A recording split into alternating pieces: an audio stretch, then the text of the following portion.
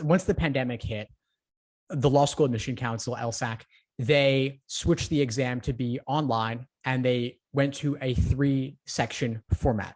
They also changed the name temporarily to be the LSAT Flex, indicating what? Flexibility, maybe that it wasn't the regular LSAT, maybe it wasn't the long-term plan.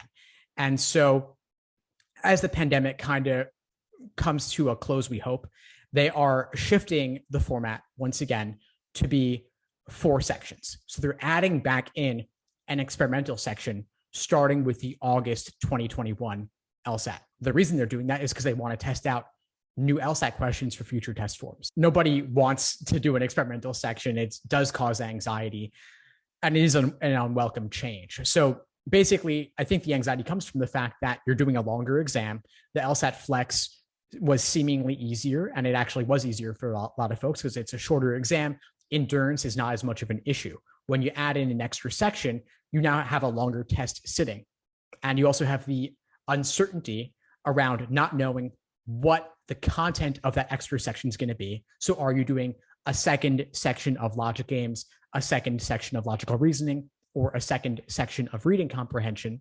And what's the placement of that section in the 4 sections total? It could be first, second, third, or fourth. And while you're doing it, you don't know whether it counts. So it's the feeling of not knowing which one it is while you're doing it. If you screwed up on something, is it the one that counted or the one that didn't matter? Obviously, you hope it's the one that didn't matter, but you're never really going to know. And once you get your score back, you can kind of guess at it, of course. And you could, of course, talk online with others on forums and such after the fact. A certain amount of that is allowed if you keep it vague and general in nature.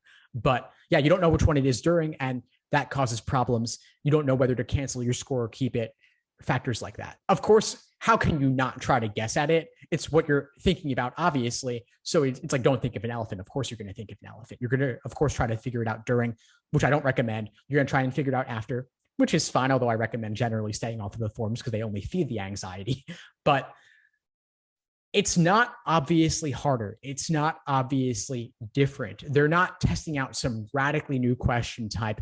They're trying to calibrate the difficulty of sections as a whole, largely, for future test administrations, when what is currently an experimental section will become one of the scored sections on a future exam. But these are very subtle differences in difficulty.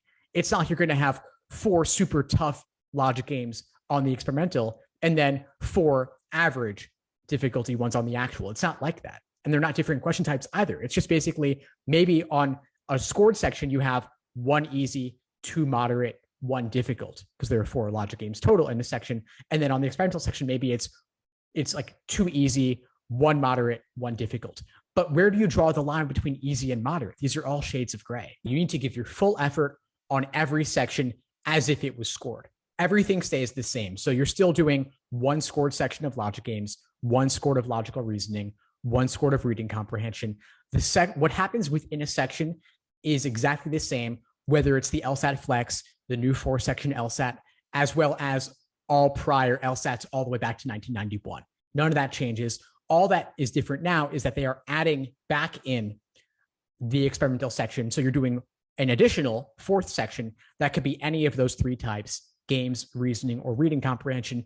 But what happens within that extra section is also going to appear identical to all other LSAT sections back to 1991. The only change that's happened that's really significant is back in June 2007, when they added in a dual comparative reading comp passage. I should just mention that to be comprehensive in what I'm saying here, but that's not related to this format change.